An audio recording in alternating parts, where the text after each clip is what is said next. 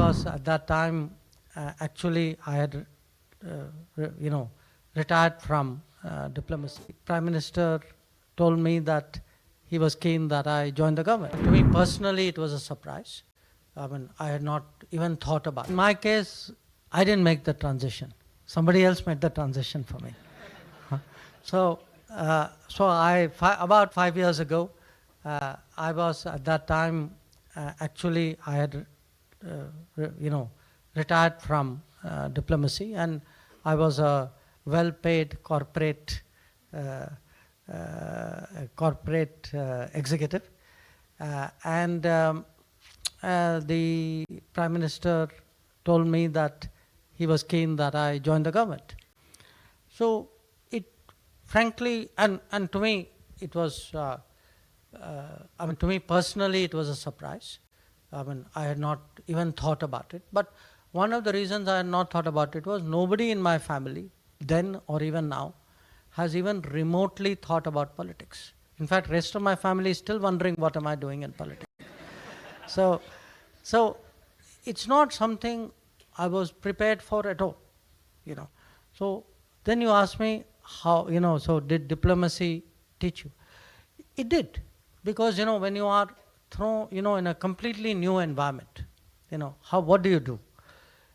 I did as a minister what I had done earlier as a diplomat or ambassador. First, I watched everybody around me.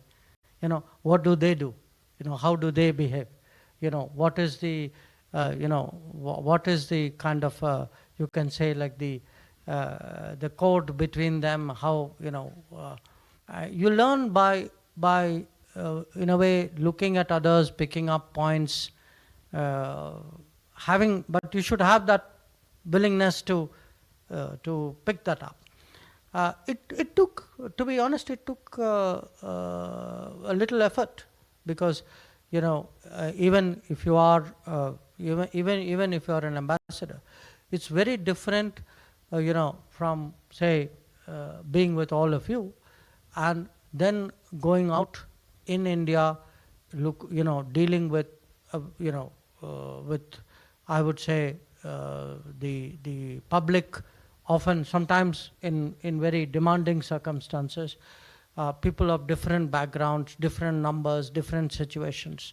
So, and I must say, as someone who's still new in that line of work, what it actually opened up my eyes about what politicians do, and what politics is about, what public service is about. It's a very, very demanding, very taxing thing. But there is also the satisfaction of a very different level, that you may have made decisions or may have contributed somewhere, which has actually changed, something very big for a large, I mean, as I say, I look back at some of the big challenges of the last 5 years, you say, okay, I also had my little bit to add to it. It's also something you will remember all your life. So, one part of me, after almost 5 years now, has internalized it. One part of me is still sort of reflecting on it. But the last question, because it flows from this, this idea that does politics hurt development? It depends what kind of politics, because that same political motivation, exhortation, it can also be in a way, a force of change. That if you ask, there is, I give you an example. You remember, I think this about, it would have been 7-8 years ago, one August 15th, I think it was 2015 if my memory is right. Prime Minister Modi from Red Fort on August 15th asked people who could afford to pay for the gas cylinder to give up the subsidized gas cylinder. Okay. Remember, you are actually telling people to make, in a way, some kind of economic sacrifice. The sacrifice may not be big, but now it's actually, you could say, they did it because there is a kind of respect for a political level call. And as a result, actually, literally millions of people gave up their gas cylinders and gave it up to people who were deserving. Now, again,